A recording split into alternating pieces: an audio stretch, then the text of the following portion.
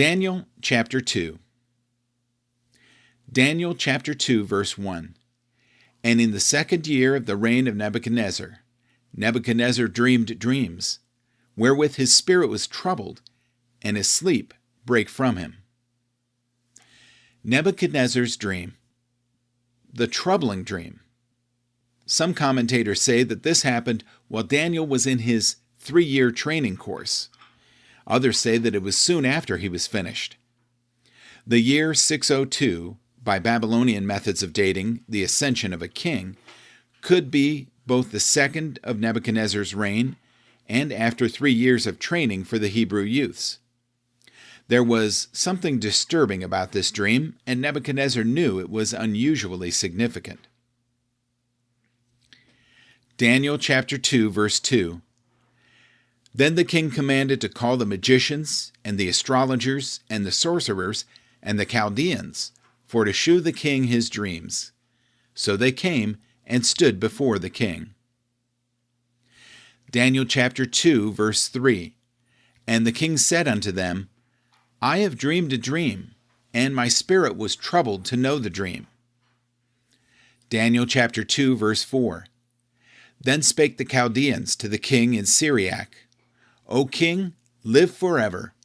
Tell thy servants the dream, and we will shew you the interpretation. Daniel chapter 2, verse 5. The king answered and said to the Chaldeans, The thing is gone from me. If ye will not make it known unto me the dream, with the interpretation thereof, ye shall be cut in pieces, and your house shall be made a dunghill.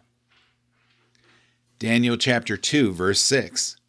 But if ye shew the dream and the interpretation thereof, you shall receive of me gifts and rewards and great honor. Therefore, shew me the dream and the interpretation thereof. Daniel chapter 2, verse 7. They answered again and said, Let the king tell his servants the dream, and we will show you the interpretation. Daniel chapter 2, verse 8. The king answered and said, I know of certainty that ye would gain the time, because ye see the thing is gone from me. Daniel chapter 2, verse 9. But if ye will not make known unto me the dream, there is but one decree for you, for ye have prepared lying and corrupt words to speak before me, till the time be changed. Therefore tell me the dream, and I shall know that you can shew me the interpretation thereof. Nebuchadnezzar demands to know the dream and its interpretation from his wise men. It is hard to say if Nebuchadnezzar really remembered the dream or not. He may have had a sense of it, but have been fuzzy on remembering the details. Nebuchadnezzar had no criteria by which to judge the accuracy of their interpretation, but could test their ability to tell what he had dreamed. In fact, it was the business of these wise men to be able to contact the divine and get secrets from the spirit realm.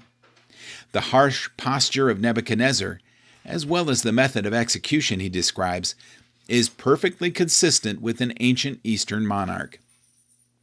Archer describes one method of dismemberment. The victim was tied to 4 trees with a rope at each limb. The trees were bent inwards and tied together at the top. The top rope was cut, and the body was snapped into 4 pieces. Daniel chapter 2, verse 10.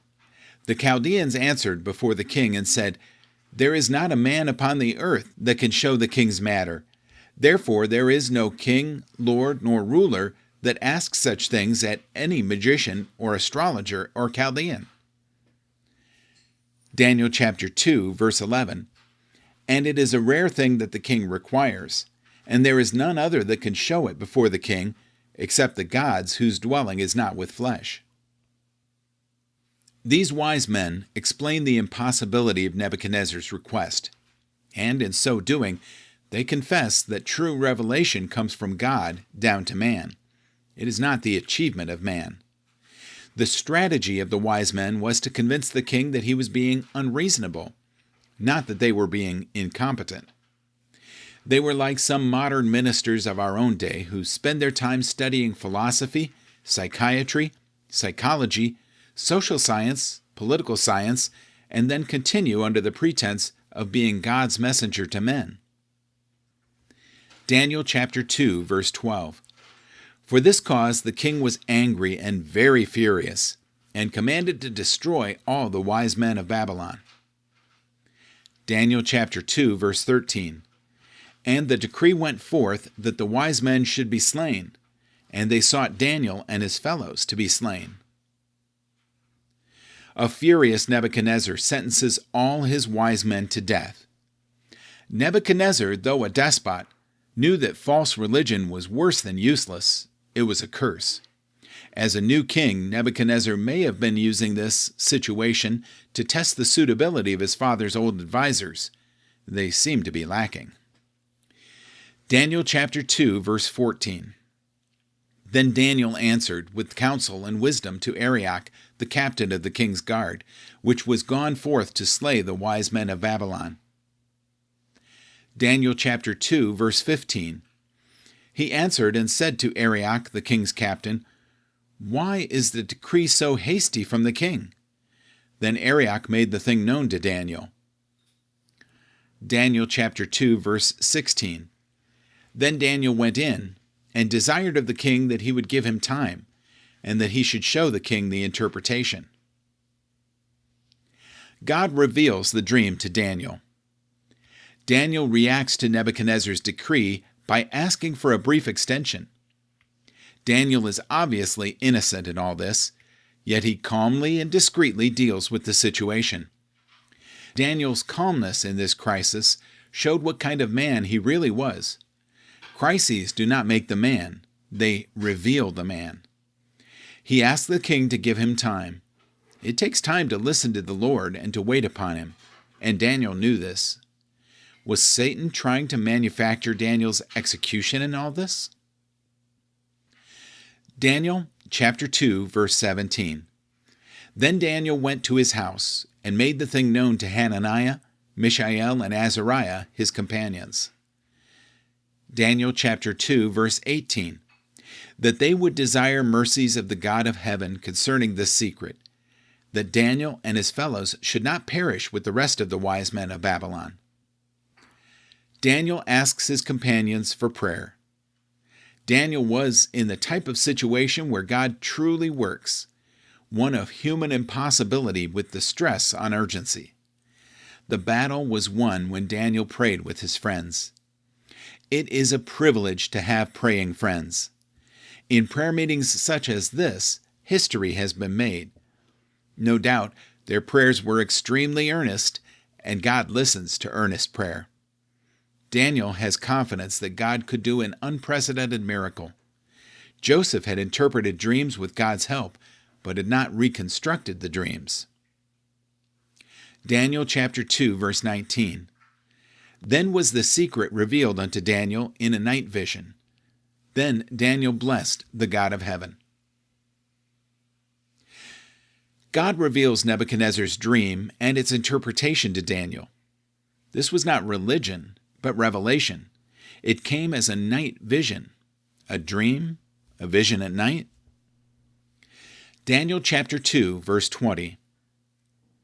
Daniel answered and said, Blessed be the name of God forever and ever, for wisdom and might are his. Daniel chapter 2, verse 21. And he changeth the times and the seasons.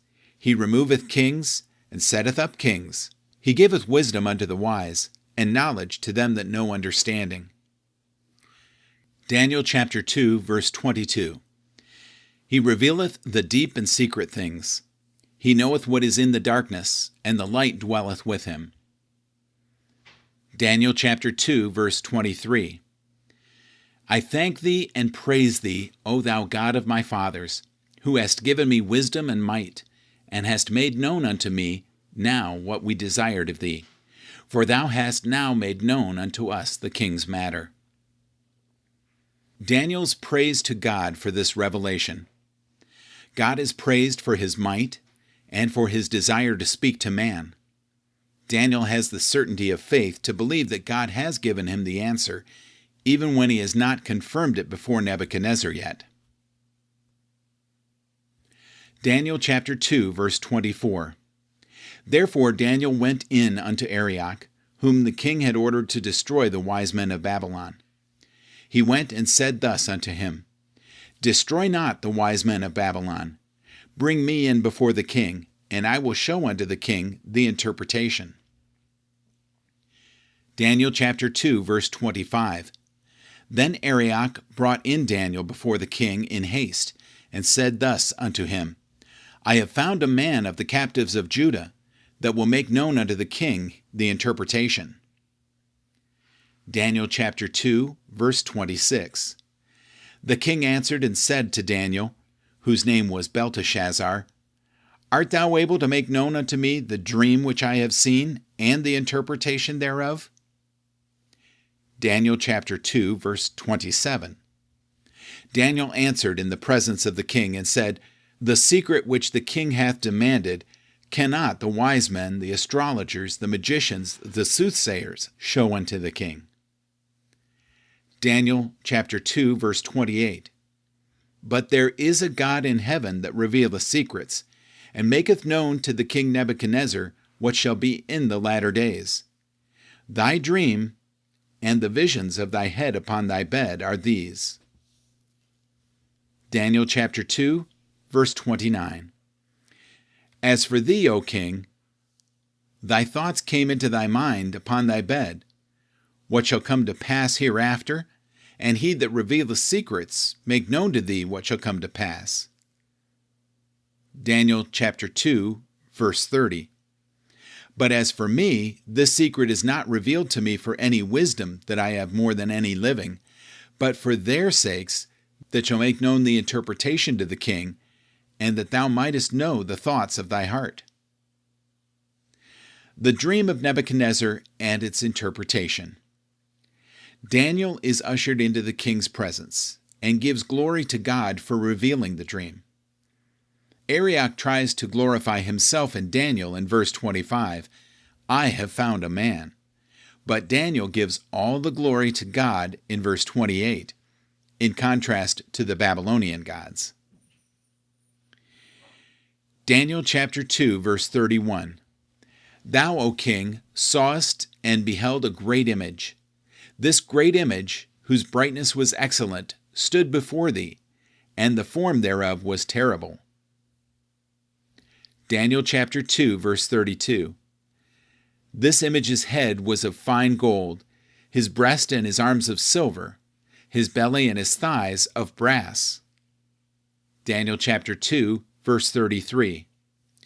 His legs of iron, his feet part of iron and part of clay. Daniel chapter 2, verse 34. Thou sawest till that a stone was cut out without hands, which smote the image upon his feet, that were of iron and clay, and brake them into pieces. Daniel chapter 2, verse 35. Then was the iron, the clay, the brass, the silver, and the gold broken to pieces together, and became like the chaff of the summer threshing floors. And the wind carried them away, that no place was found for them. And the stone that smote the image became a great mountain, and filled the whole earth. The dream is described by Daniel. Daniel's description is clear. This is a massive image, or statue, made of different materials. The image is destroyed by a stone made without hands, and is blown away like worthless chaff, while the stone comes to dominate the whole earth. Daniel chapter 2, verse 36. This is the dream, and we will tell the interpretation thereof before the king. Daniel chapter 2, verse 37. Thou, O king, art a king of kings, for the God of heaven hath given thee a kingdom, power, and strength, and glory. Daniel chapter 2, verse 38. And wheresoever the children of men dwell, the beasts of the field and the fowls of the earth hath he given into thine hand, and hath made thee ruler over them all. Thou art this head of gold. Daniel chapter 2, verse 39. And after thee shall arise another kingdom inferior to thee, and another third kingdom of brass, which shall bear rule over all the earth. Daniel chapter 2, verse 40.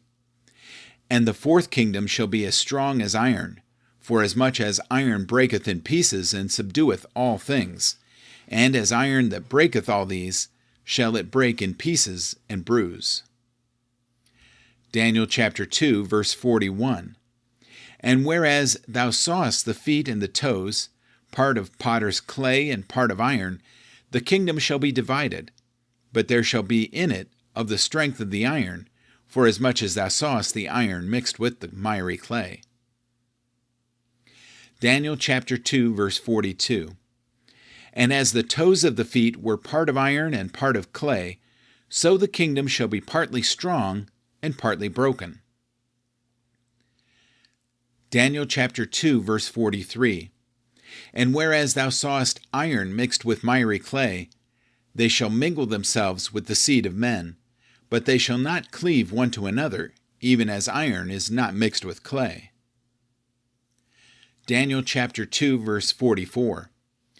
And in the days of these kings shall the God of heaven set up a kingdom, which shall never be destroyed, and the kingdom shall not be left to other people, but it shall break in pieces and consume all these kingdoms, and it shall stand forever. Daniel chapter 2, verse 45.